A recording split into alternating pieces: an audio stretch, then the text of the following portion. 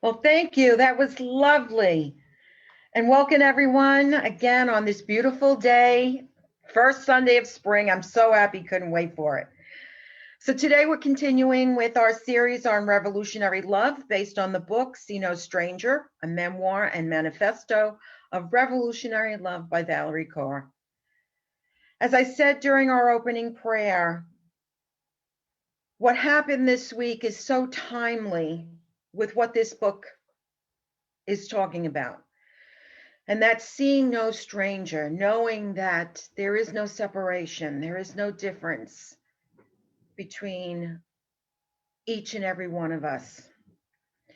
This book invites us to see the world differently, to see through the eyes of love, through the eyes of equality, through the eyes of Christ, the Christ within us. Revolutionary love is all encompassing. It sees no difference. It sees no separation. It affirms that a stranger is a part of ourselves that we do not yet know. It's an orientation to life, a way of living that's fundamentally inclusive, comprehensive, and practical. It's inclusive because there's the recognition of oneness with God and all creation. It's comprehensive in that there's no separation between the spiritual and the secular, the sacred and the profane. That everything is sacred, calling us to see and live according to spiritual principle in all matters. And it's practical in that it's a spiritual principle. And these spiritual principles translate into daily disciplines, practices, and life applications that are personal, rooted in joy, and a force for justice that includes building a beloved community. There are 3 parts to the manifesto, each offering 3 practices for successfully engaging the call to revolutionary love. We covered the first 2 parts, and now we're moving on to part 3, breathe and push. This is taking the practice of breathing to its fullest expression, and that's what we'll be looking at today.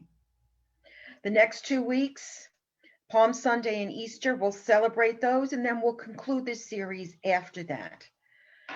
So Kaur describes breathing as the anchor for all of this work. She says, breathing is life-giving. In every breath we take oxygen into our bodies to nourish and sustain us. And it's constant. Its rhythm moves within us whether or not we are aware of it. When we pay attention to our breath, our minds are called to the present moment. Present to emotion, present to sensation, present to our surroundings, present to one another, and present to ourselves. She says breathing is perhaps the most universally available wellness tool. The ability to notice and slow down our breath connects us to a sense of agency. Even in dire circumstances, even when we cannot control anything else, we can consciously take one breath and then another, creating a space where we can think and see differently. Psychologically, when we pause and count to 10 and connect that pause to mindful breathing, we're able to shift and respond to a situation from our frontal cortex rather than our reptilian brain. Mindful breathing actually enlivens our imaginations, awakens us to pleasure, moves us toward freedom, and lets joy enter our lives. When we expand this concept into the entirety of our lives, we are proposing not just momentary pauses, but a lifestyle that integrates and embodies balance, self-care, and compassion, and our engagement with a beloved community that supports our ongoing individual healing and growth along the collective work of revolutionary love. Kaur's done a lot of meaningful work towards her healing. because of her body held traumas. But she still had physical issues created by the trauma. As her career was flourishing on the outside, she was eating away. Stress was eating away at her on the inside. And she finally got a diagnosis and scheduled surgery for August. And she scheduled, not like she was afraid of it or anything, it was just another event on her calendar. Then on August 5th, 2012, as she and her husband were on her way home from a White House conference where she'd spoken on a panel about hate crimes against Sikhs, news coverage showed an aerial view of a Gurdwara, that's the Sikh equivalent of an ashram, with a news headline saying active shooter. It was the most violent hate crime against the Sikh community in the United States history.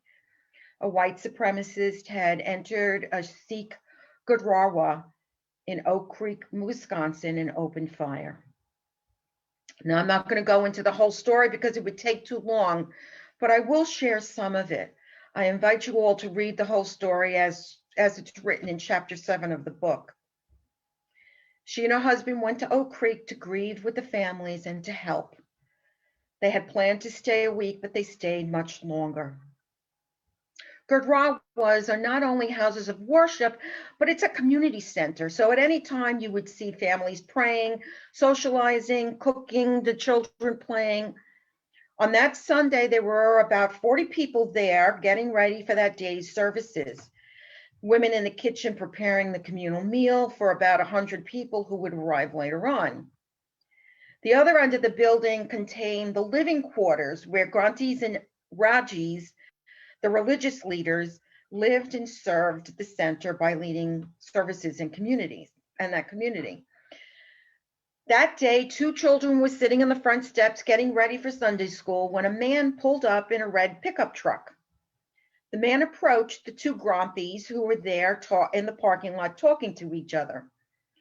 As they turned to greet this person and offer assistance, the children saw a gun flash and heard shots, and the 2 Grantis fell to the ground.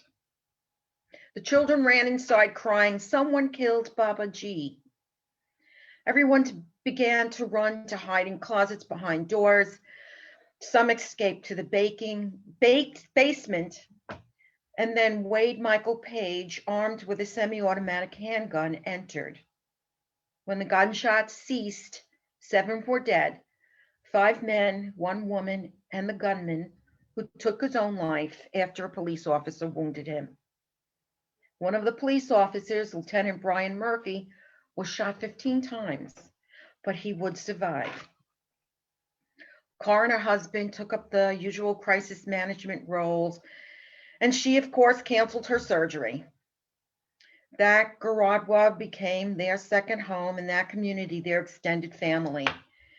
She joined the community in evolving from crisis management into practicing revolutionary love, and what she experienced changed her life. More than just victims of hate crimes, the Sikh community demonstrated that they were survivors. And they had something to teach about how to respond to violence socially, politically, and spiritually. They received support from Sikhs around the country and around the world. And she says, we all came together to wonder, grieve, and fight, to rage, listen, and reimagine the future. All of this anchored in breath. 4 days after the shooting, the FBI allowed the community to enter the Gurdwara again. Now, the FBI typically cleans up hate crimes, but the Sikh community had insisted on doing it themselves. With prayers playing softly on loudspeakers, the same men and women who had survived the shooting rolled up their sleeves and got to work. Kaur says, over the next few hours, I watched this community literally rebuild itself before my eyes, reciting and breathing a mantra calling God to take them from darkness to light. They were restoring the Gurdwara. and they were restoring themselves. Kaur became discouraged and asked herself, what was it all for, this decade of advocacy, if not to prevent a massacre like this? Despondent, she fell into the arms of a friend, a fellow advocate.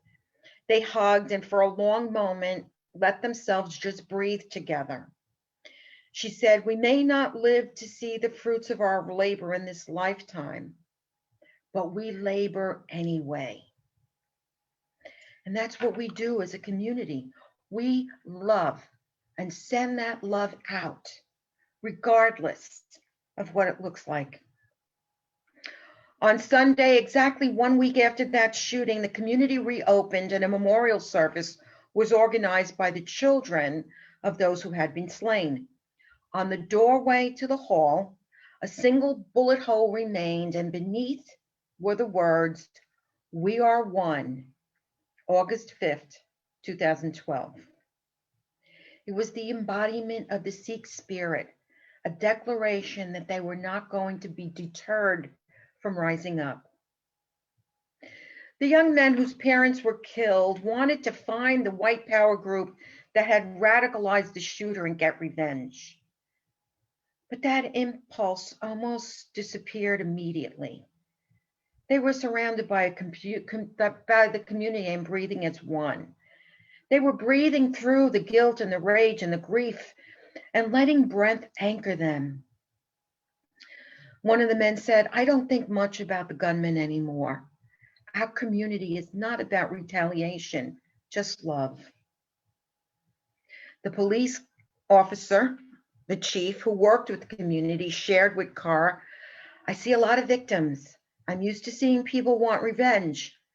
Meeting this group of people changed me. All I've seen is compassion and love and support, not only for us, but for the entire city, even for Wade Michael Page. Changed a lot of people. One of those officers who often hangs out at the Garadwa is that retired Lieutenant Murphy, the officer that had been shot 15 times. His life has been changed. He was forced to retire because of his injuries, but he began training police officers around the country on crisis response, asking them to treat every person they meet during a routine stop or in the middle of a crisis as a member of their own family. What a powerful education he was providing for those officers. Pradeep, a school teacher whose father was one of the victims, was desperate for answers. He saw Arno Michaelis on TV. Now, Arno Michaelis is a former white supremacist who had founded the skinhead group that radicalized Page, the shooter. After many years spent as that group organizer, as a leader and recruiter, hate became too exhausting for him. So he renounced the group and became a powerful messenger about life after hate. Pradeep reached out to him and asked to meet him. Pradeep practiced listening as Arno explained how the skinhead group had given him a sense of belonging that filled a void in his life. He described the suffering and loneliness of the young men in the white power movement. He believed the solution was to meet hate with love, even for them. Now, Pradeep and Arno joined together and called each other brothers.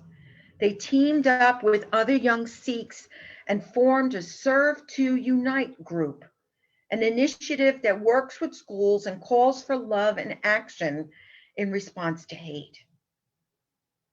Kaur understood that what she witnessed was about a state of being in the present moment as it is now and as it was all there is. She wrote, now and now and now.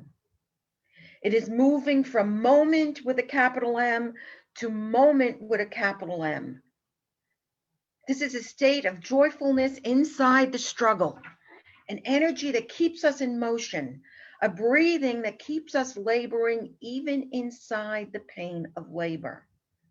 Because when we labor for love, labor is not only a means, but an end.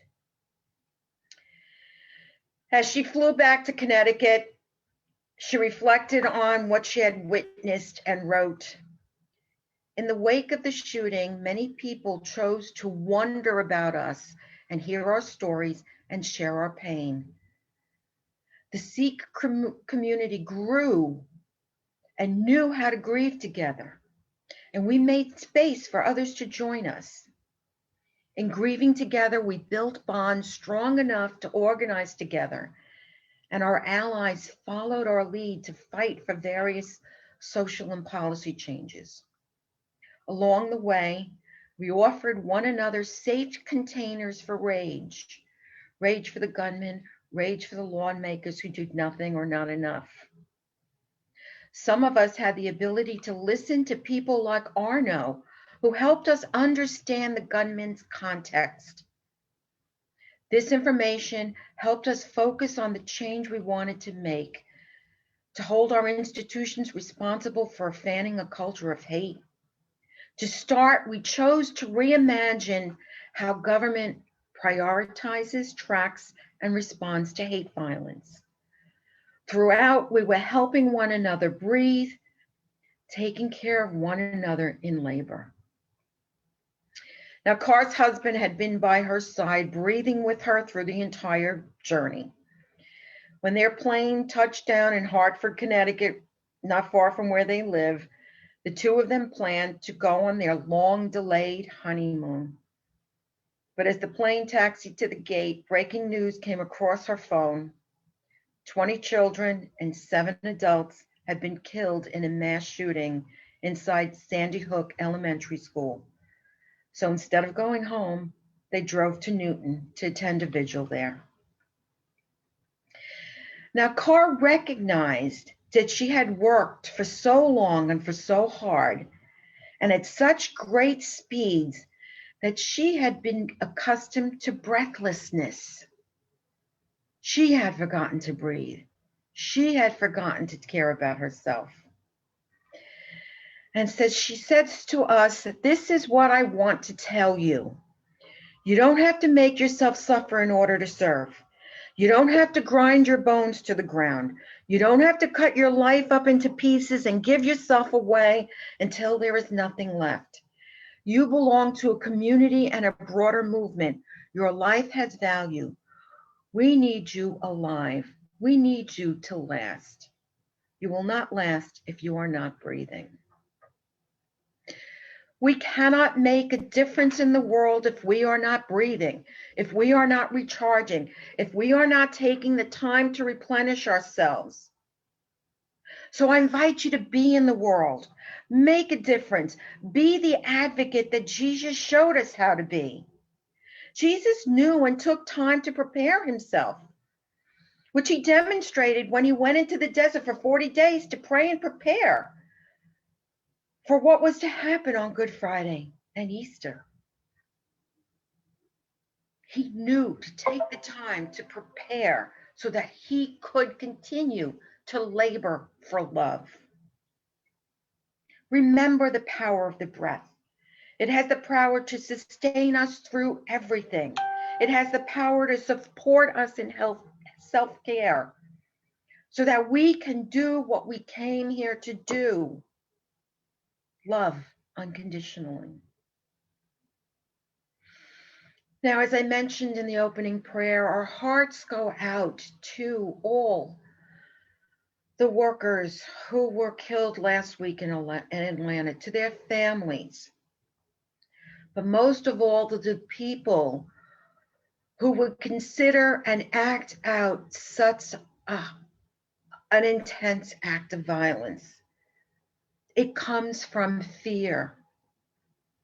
So it's our job as those who send love into the world unconditionally, to send them love, to pray for them. I always say, don't try to make sense out of the senseless. It was a senseless act, but nothing stops us from praying. Nothing stops us from love. Remember that. Be the Christ that you are and love. Love your brother and sister as yourself.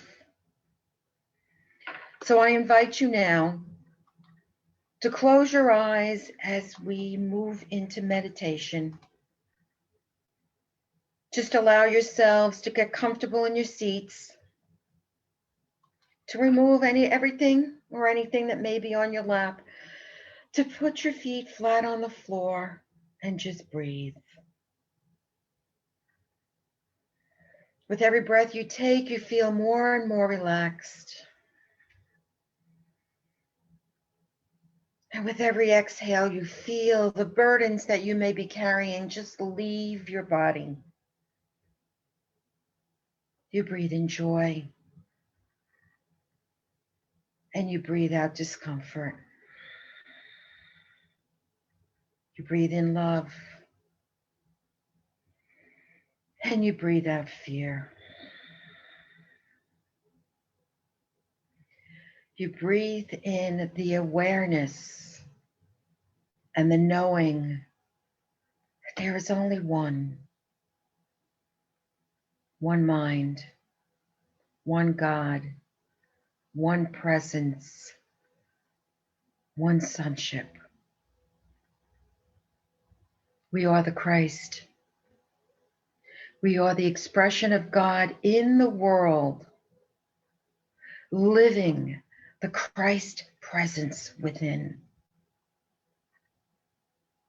There is no room for hate in my heart, for I am only love. I was born of love, and I live of love. There can be no opposite.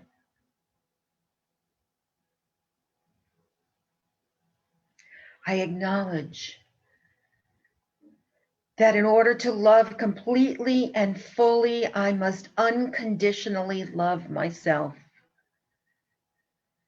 That is, in truly loving myself and recognizing the essence of my being as the Christ, that I can extend that to the world.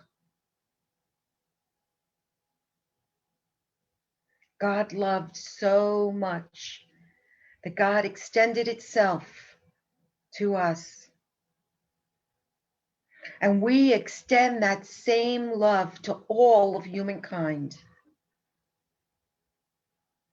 So right now, in this present moment, as I move deeper and deeper into the silence, I ask the Holy Spirit to remove anything that may be preventing me from loving myself unconditionally and extending that love to all.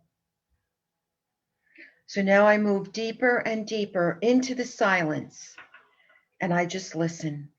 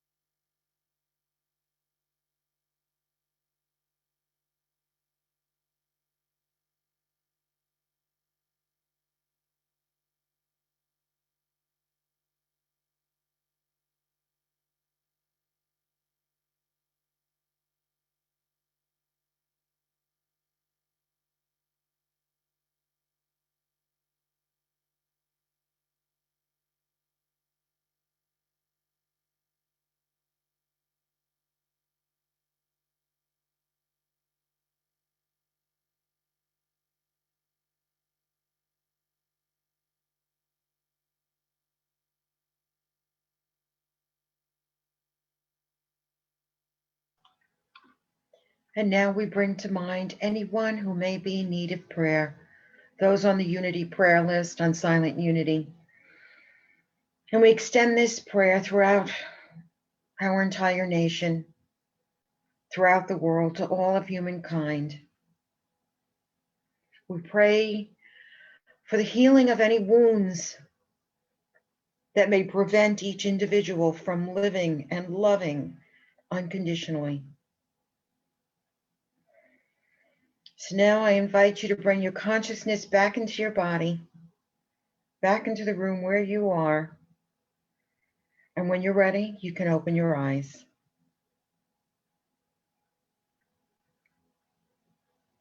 Welcome back.